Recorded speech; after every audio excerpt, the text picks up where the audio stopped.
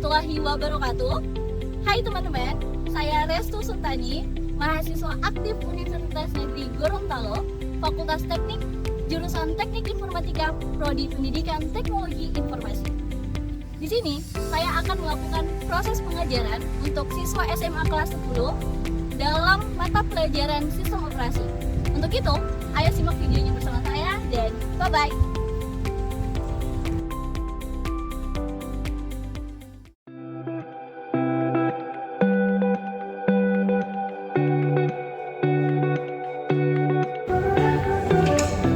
Assalamualaikum. Waalaikumsalam warahmatullahi wabarakatuh.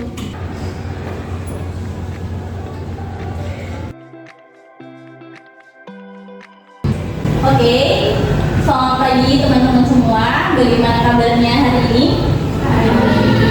Oke, jadi seperti pertemuan kita sebelumnya sudah disampaikan bahwa pertemuan kita kali ini akan membahas materi mengenai sistem operasi.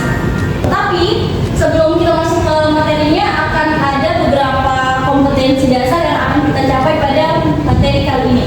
Di antaranya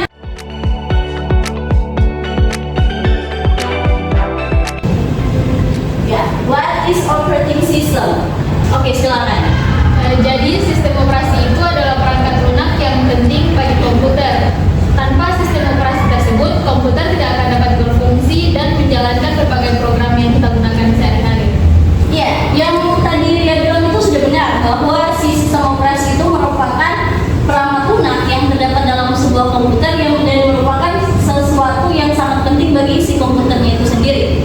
Nah, sistem operasi ini juga diibaratkan sebagai otak dari sebuah komputer. Karena tanpa adanya si sistem operasi, maka ia tidak akan bisa berjalan sesuai dengan fungsinya. Dan kita juga sebagai user tidak akan dapat menggunakan komputer itu dengan maksimal. Oke, karena tadi teman-teman sudah tahu apa itu sistem operasi, kita akan lanjut ke materi selanjutnya, yaitu mengenai fungsi utama sistem operasi. Ada yang pertama namanya booting atau pemulaian aplikasi. Saat teman-teman menekan tombol power, proses booting itu akan terjadi. Nah, saat teman-teman menghidupkan komputer, sistem operasi itu akan memuat program yang kita perlukan untuk memulai komputer.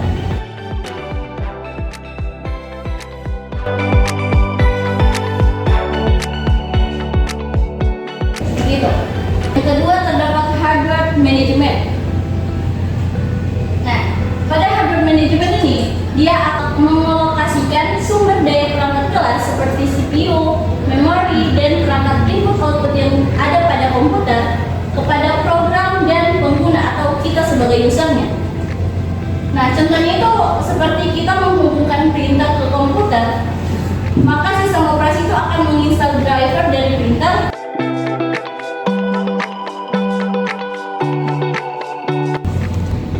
Selanjutnya ada program execution.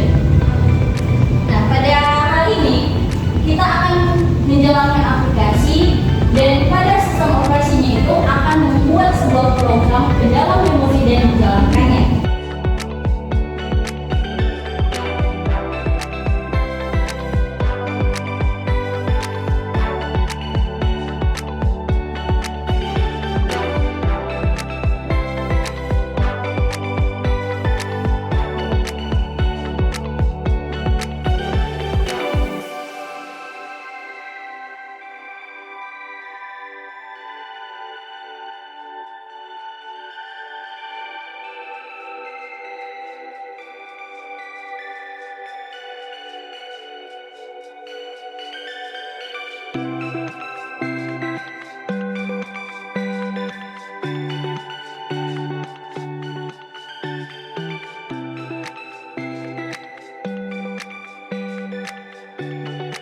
Mungkin untuk servisnya teman-teman sudah sangat familiar terhadap hal ini.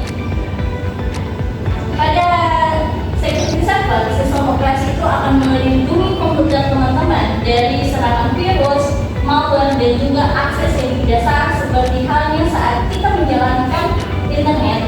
Sistem operasi akan melindungi komputer kita dari virus dan malware dengan menggunakan antivirus dan firewall yang biasanya itu sudah ada di komputer teman-teman.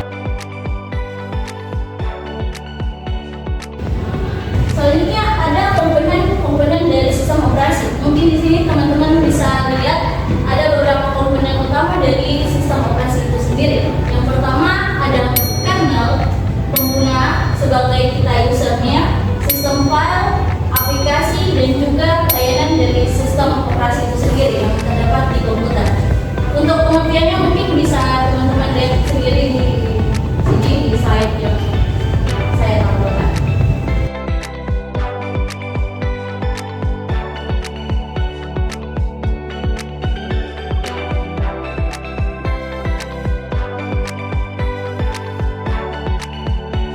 Nah, kalau tadi itu tentang komponen-komponen utama dari sistem operasi, maka kali ini kita akan mengetahui jenis-jenis utama dari sistem operasi itu sendiri. Mungkin dari teman-teman ada yang tahu apa saja jenis dari sistem operasi? Mungkin ini, oke. Yang pertama sistem operasi desktop, yang kedua sistem operasi mobile, yang ketiga sistem operasi embedded, dan yang terakhir sistem operasi server. Disebutkan oleh Naya tadi itu sudah benar sekali bahwa salah satu dari jenis-jenis sistem operasi itu merupakan sistem operasi desktop, di mana sistem operasi desktop itu biasanya terdapat atau sering digunakan pada komputer maupun laptop seperti Windows, macOS, Linux, dan Chrome tentunya.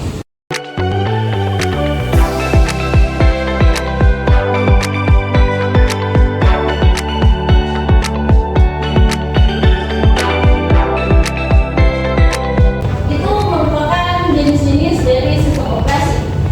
Dari semua materi yang telah Ibu berikan, mungkin teman-teman bisa memberikan contoh sistem operasi dalam kehidupan sehari-hari.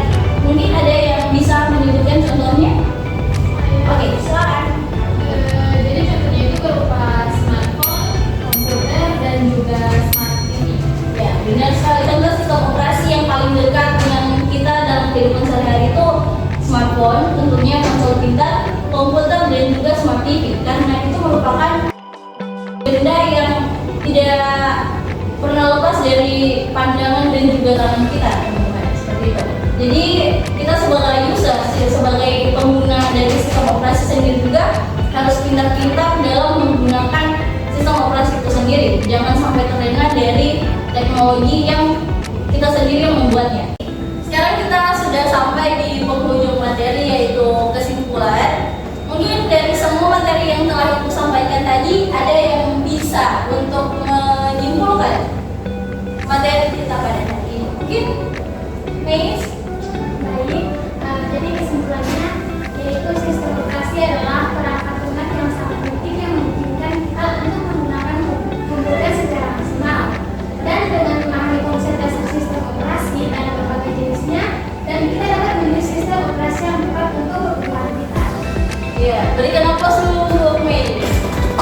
Seperti itu teman-teman, bahwa sistem operasi itu merupakan perangkat yang sangat penting bagi si komputer ataupun dari perangkat lain, dan itu merupakan hal yang tidak lepas dari namanya teknologi. Dan juga kita sebagai pengguna dari sistem operasi itu sendiri harus pintar-pintar menggunakan teknologi yang kita buat sendiri dan tidak terlena dari penggunaan teknologi. Jadi saya harap teman-teman dapat belajar mengenai materi ini dengan baik. Saya ucapkan terima kasih. Wassalamualaikum warahmatullahi wabarakatuh. Waalaikumsalam warahmatullahi wabarakatuh. Dan Terima kasih. ya sama-sama, dan untuk tugasnya sudah Ibu upload di Google Classroom, nanti silakan dicek saja. Oke, terima kasih. Selamat weekend teman-teman.